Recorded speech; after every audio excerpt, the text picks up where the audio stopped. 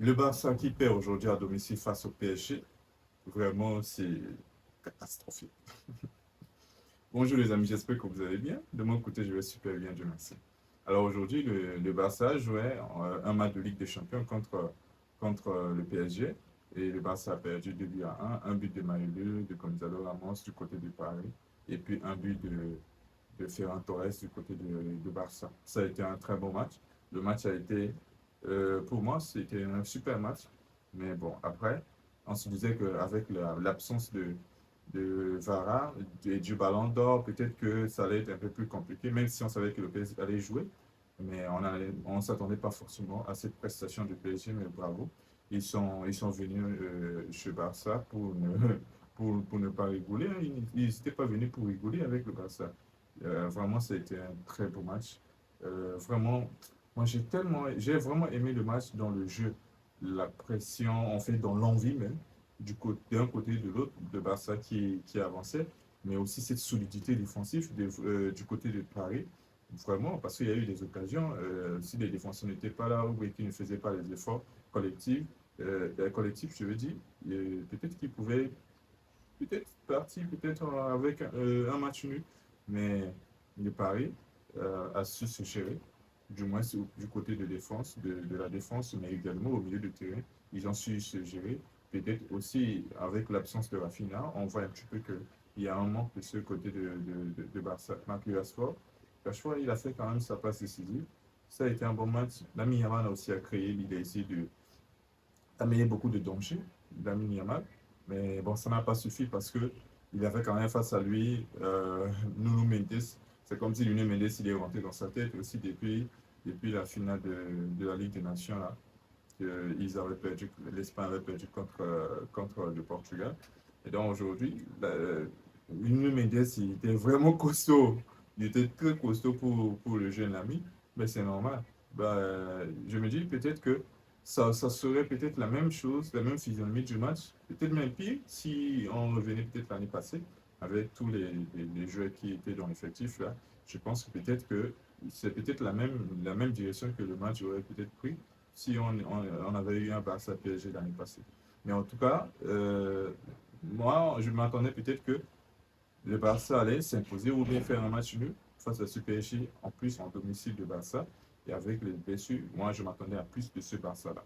Mais après, tu vois, dans les stats, le Paris, il est vraiment en dessus du Barça, surtout le nombre de tirs cadrés, le nombre de passes réussites, le nombre de corners, le nombre d'enjeux. Mais vraiment, le Paris a vraiment joué. Non, ils sont venus pour jouer au football. Et j'aime bien cette manière de jouer de Luis Enrique, ce qu'il amène, l'énergie qu'il amène avec ce collectif-là. Vraiment, c'est quelque chose de bien. Alors, le Barça qui perd et qui reste avec 3 points, et puis il est pour le moment classé 16e là-bas, en classement de la Ligue des Champions. Et voilà, donc, un bon match. Un bon match, mais bon, après, ça ne fait pas l'affaire de Barça, mais c'est ça, le malheur des autres fait le bonheur des autres. Donc, le Paris qui prend les 3 points du côté de Barça, et vu que les matchs de Ligue des Champions, surtout sur la phase là, ce n'est pas aller-retour, ça veut dire que si on te croise, on te tape là. Tu n'as pas forcément l'occasion de pouvoir essayer de rectifier le tir. Mais c'est passé, ils ont déjà perdu 2 buts à 1. Bon, bravo quand même, ils n'ont pas perdu juste comme ça. Ils ont quand même fait des efforts nécessaires. Ils ont essayé quand même. Malgré leurs efforts, ça n'a pas forcément payé. Et c'est le PSG. Je pense que je tiens juste à féliciter PSG.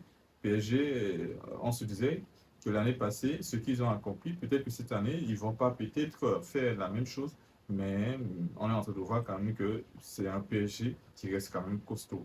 Le PSG reste quand même costaud malgré les blessures.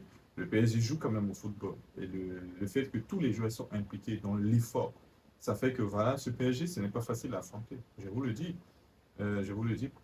lorsque nous avons tapé 4-0, bien sûr qu'après on avait des soucis parce qu'on avait par exemple la défense qui était un peu compliquée, on avait un nouveau effectif, et ainsi de suite.